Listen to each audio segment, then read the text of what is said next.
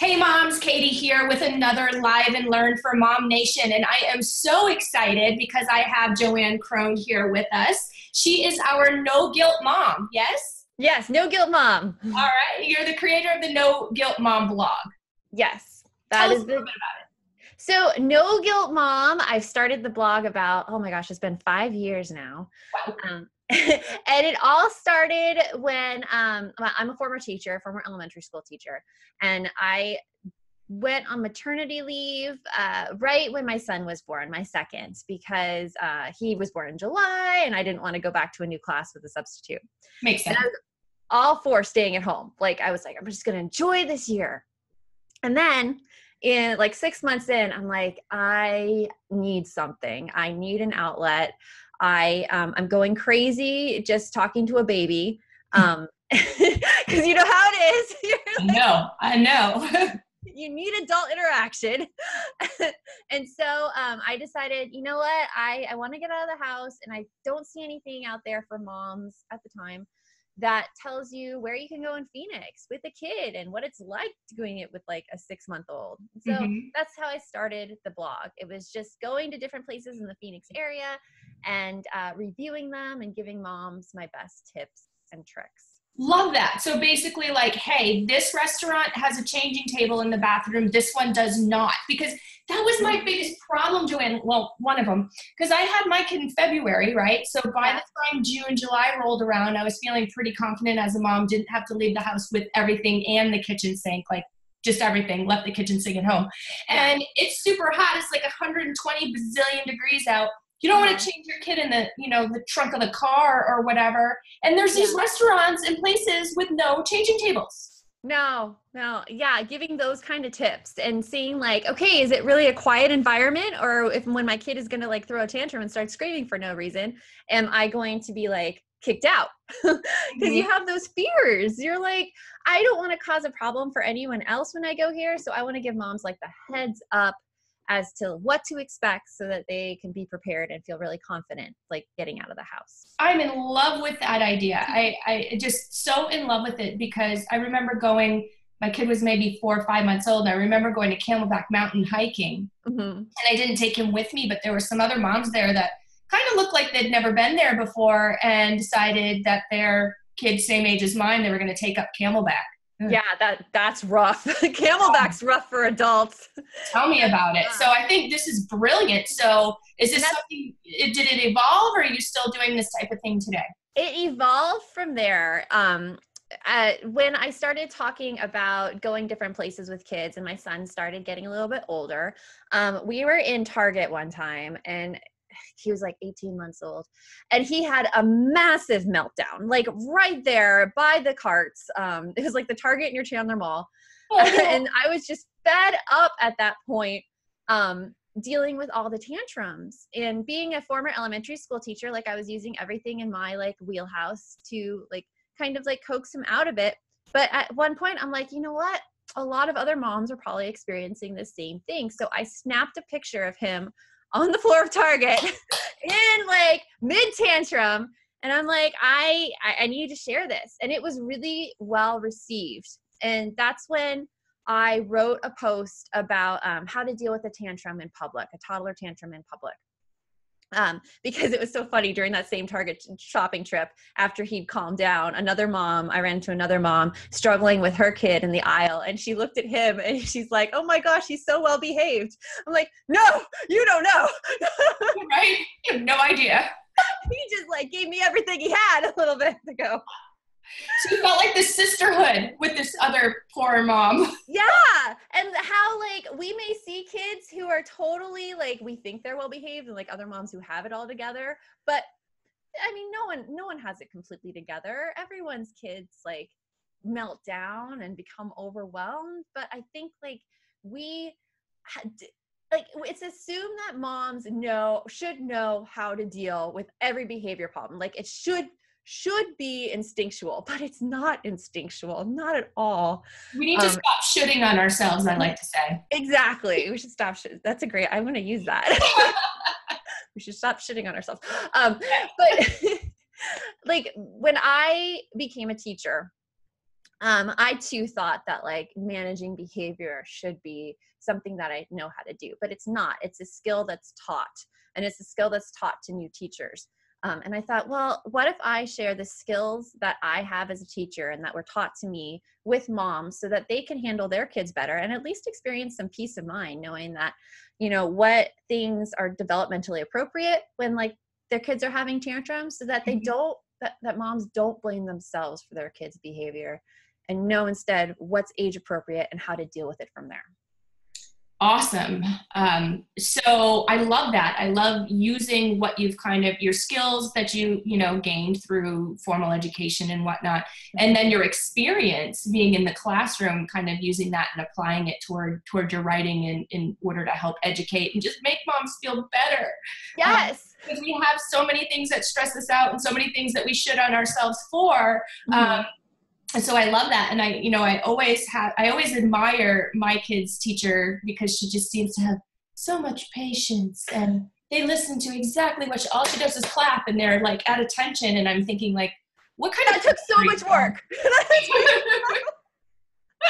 like,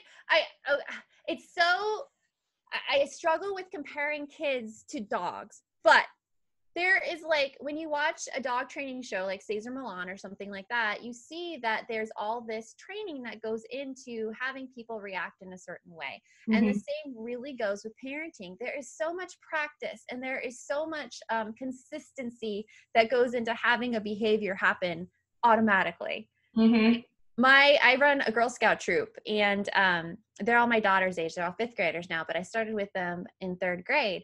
And other moms will come to my house and, you know, right after our opening meeting and the Girl Scout promise, they all line up at the kitchen door to have snack. And that's just a procedure that we practice. But moms who haven't seen the struggle that went into that procedure look at it and be like, oh my gosh, you're so good with kids. I'm like, anyone can do it. But they didn't see the struggle that led up to it. And like the 10 times we had to practice it and the times where they would go and they would like start being loud and start messing with each other. I'd be like, nope, back again. And just the constant struggle and practice. So it's a skill anyone, I truly believe anyone can learn and do, and that no one is no one is naturally talented at raising it. It's all a learned process. So you just have to have a little bit of patience with yourself too. It sounds like, because it's a learning experience for everybody. But let's talk about routines real quick, because I love what you said about consistency. And I feel like, there's kind of a couple of different types of moms out there, probably more than just a couple, but there's the ones that are just kind of like lax and, we do whatever and it is what it is. And that may work for them. And then there's other moms that are very routine and it's a consistent thing. And like, we do this at this time and you go to bed at this time and that is it. So talk to me a little bit about routines and kind of their importance and what role they play in this whole thing. I think just like you said, it really matches the individual and that there's no set routine that's going to work for everybody. Because everyone has a different personality. I mean, your kids have different personalities. What works for one of your kids may not work for the other child at all. True. Right. What works for one mom, like the moms with like very set routines and time schedules and naps, doesn't work for another. Me personally, I am not a very heavily regimented person. I can't deal with doing the same thing every single day. Like I feel like I need the break in monotony as a parent. But that in essence becomes my routine. For parents who are like me, who don't feel like they can get into like a regimented thing, yet they see all these articles and news sources about the benefits of having a routine for your child, like say when it comes to either like nap time, or I know that nursing is another one with a lot of shame that you don't have a routine associated with it. Instead, I look at it as a series of events that like say nap time. Okay, well, it's nap time. So around this time, we're going to start settling down. And then we're going to go sit in your room and I'll like tap your back until you fall asleep. And if that doesn't work, then I'll try something else. But it's really matching the routine to you as a parent and to your kid as well. And then once you find like a little smidgen that works, to build on that. That makes a lot of sense to me, because as parents, we got to be realistic, right? Yeah. Something like you said that worked for my next door neighbor, that maybe I want to implement it so badly, but it just doesn't fly with my kid's personality or even my personality, can cause more stress for you. Yes. Trying to force that than if you're just like, again, not shooting on yourself, relaxing a little bit and being realistic. Can you talk about that a little bit? Speak to that a little. Yeah. I mean, like not everything works for everyone. It's hard because we get stuck in a comparison trap, and we see other moms and other parents, and even like those of us who are entrepreneurs, other entrepreneurs doing things a certain way. And they say, hey, follow them this way and you'll get the same success that I did. When really it's not like that. It's so individual to the person. And that took me a long, long time to learn, to not look at other moms, because I don't know their whole story, and I don't know the struggle they've been through. And they don't know the struggle I've been through either, or what my specific talents are. So being realistic in parenting and is just really looking at how your life is and asking yourself, okay, well, am I happy with it? And if I'm happy with the way things are going, great. Like, I don't have to say, like, I don't have to go on anyone else's time schedule. I don't have to do the same things they're doing. If I am proud of the way my kids are, if I am happy, great. If I'm not happy in some area of my life, then I go right into that and I like start just trying stuff and seeing what works and experimenting. And in that moment, trying not to be as hard on myself either when I don't feel happy. Yes, big. I think that is like the biggest thing to pull out of this, because the whole comparison thing, God loves social media for lots of things, but my goodness, all you're seeing are these people's highlight reels. You know what I mean? I mean, I'm not going to go share that I stepped in a pile of dog crap while I was chasing after my kid because he wouldn't get ready for school. Like, you know, I'm not going to share that stuff. Of course, I'm going to take a picture when he gets to school and we're nice and clean and we made it on time. And you know what I mean? It's like, you're not seeing the real stuff. And I feel like it's more stressful and more debilitating for us to should on ourselves based upon the highlights reel of another person. It's just crazy to me. It is crazy. It drives me crazy when I see those perfect houses that are all clean. And I'm like, no, I bet you just took all of that stuff, put it behind you, and then took the picture. It's under the bed. I know it. No one's house with a 2-year-old looks like that. No 2-year-old looks like that. You probably just like got them all ready right now and they're like in a mess as you're editing your photo. Exactly.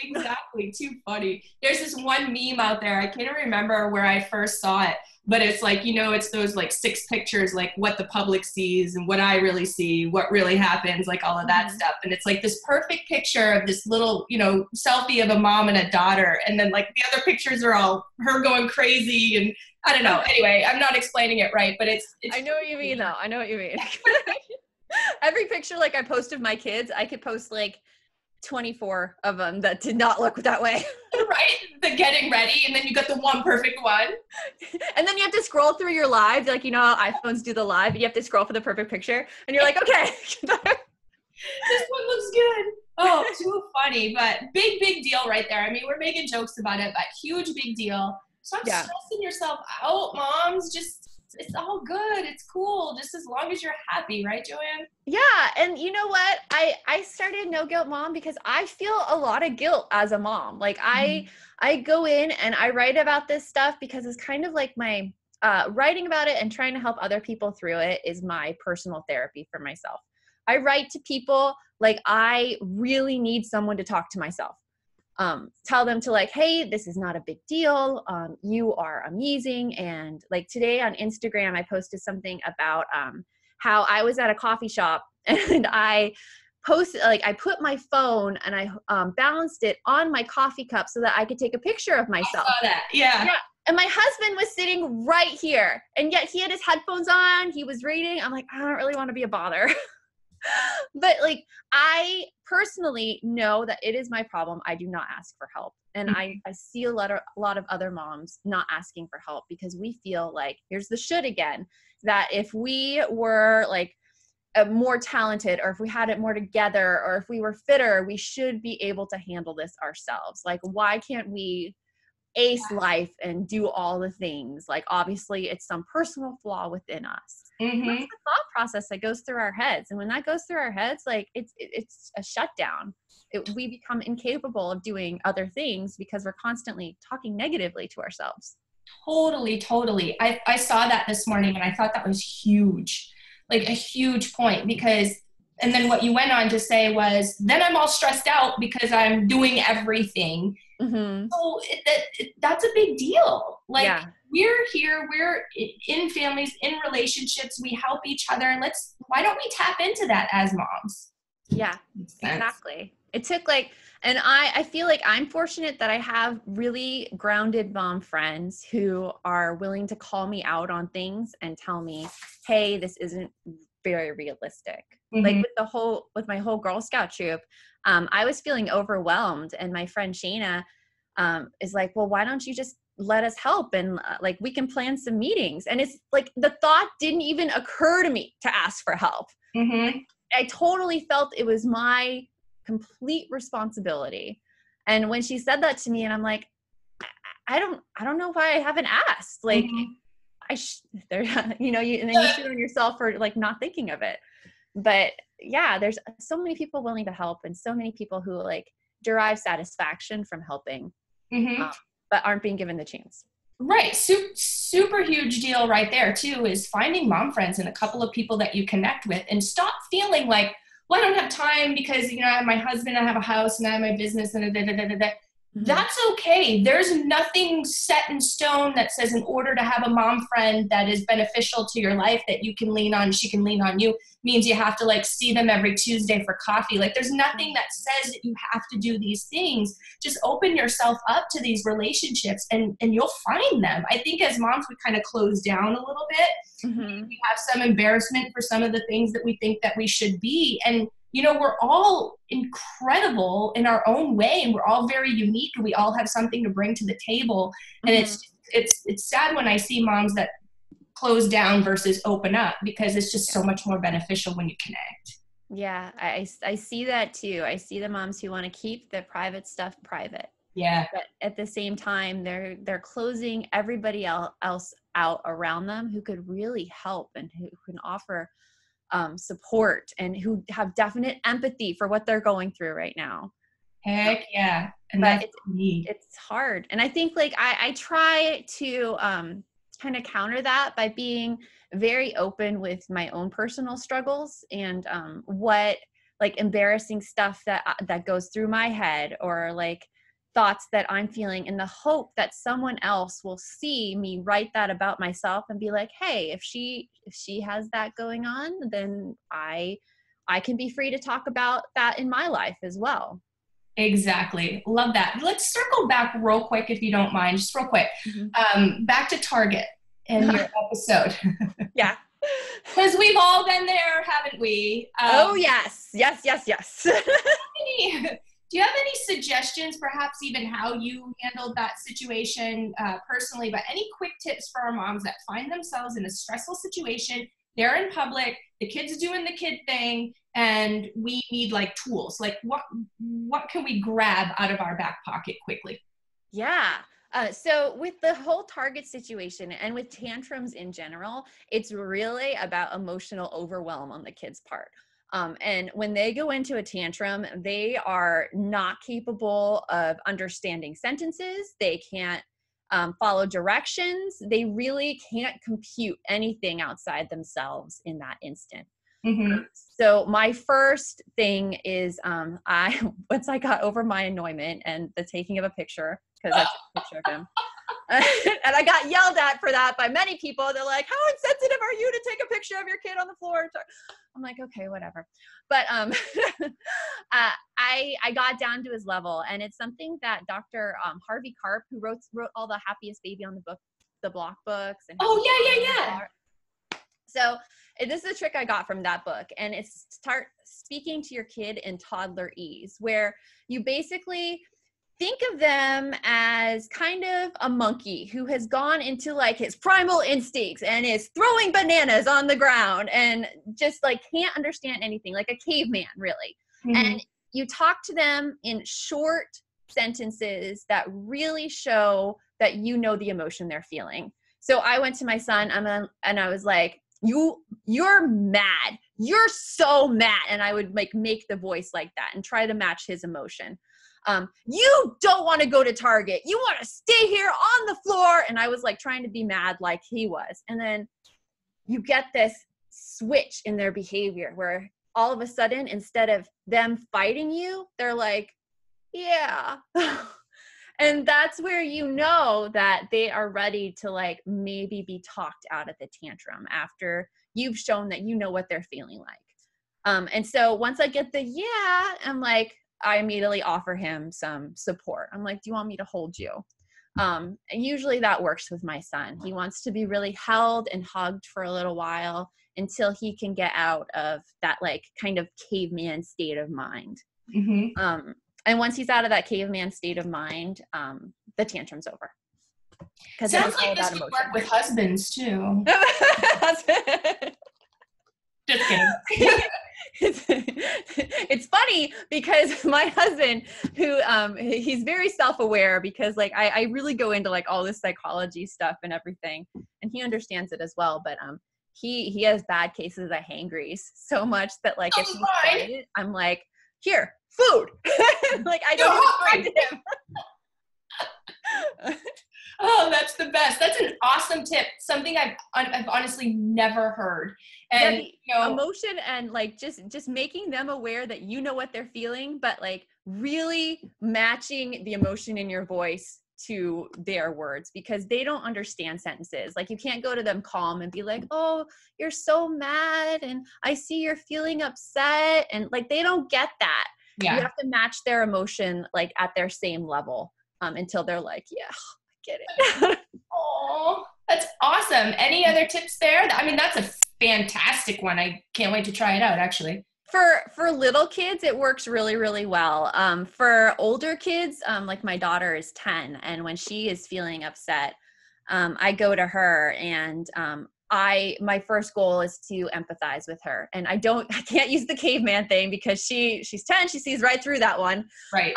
But I'll be like, you're really upset. And I'll start trying to vocalize the reasons that I think she's upset based on what happened earlier, to help her define it a little bit more. So I'm like, you're upset that I was paying so much attention to your brother and I didn't let you talk to me in the car. And either she'll go like, yeah, and she'll like start elaborating more, or she'll correct me and she'll be like, no, this is why. But it gets the conversation going. Well, and she's connecting with herself, so that's pretty cool. Yeah, and she's connecting with herself. Because with older kids, we can like start building those connections in the brain to have them start realizing, okay, this is why I'm upset, and this is what I need to do to solve that problem. Whereas with toddlers, it's really just all emotion, and we just need to help them be able to calm themselves down. Awesome point. Love it. Anything else that I didn't ask you that I should have? Well, I'm working on a book right now. How exciting. Yes, I'm self-publishing. It is all about making a drama-free homework routine for your elementary school student. Love. Because so many parents, like I hear it, that they come home and their kids are tired after school, and then homework is taking like 2 hours. And it's way too long for these elementary school kiddos. And it's just giving some really practical advice that parents can use to help their kids speed up their homework and give them kids some really good study skills in the process so that they'll be ready to tackle larger amounts that come their way in middle school and in high school. I am in love with that. I hear that so much, that's a huge issue. So thank you for being the solution. So when is the debut? It is set for my plan, end of March, but I'm also forming a launch team. So if anyone wants to come and like join and read an advanced copy and give their input, that'll probably be coming at the end of February. Oh my gosh, yes. Share it with the group. I would love to, get some involvement through MOMnation for you, for Yes. sure. And then if you have like book signings or anything like that going on, let me know. I'd love to post that up in our events and really support you in this because, I mean, God love you. This is just a topic that needs to be talked about a lot more than it is. Yeah, I think so too, because also like, even though homework is really stressful for parents, and it is stressful for parents, it's becoming incredibly stressful for kids as well. And kids are Mhm. experiencing a lot of anxiety on school that I feel is, it's not needed. And we could teach them ways around that so that it doesn't become an issue when they do get to high school. Love it. So how can our audience connect with you? You can follow me at No Guilt Mom on Instagram, or you can come visit me on my website, noguiltmom.com, where sign up for my free guide, The 5 Survival Secrets for the Overwhelmed Mom. And that will also get you weekly emails from me with inspiration and encouragement and tons of cool stuff. I love it. Well, thank you again, JoAnn. It was such a pleasure talking to you. Thank you for having me. Of course. Bye now. Bye.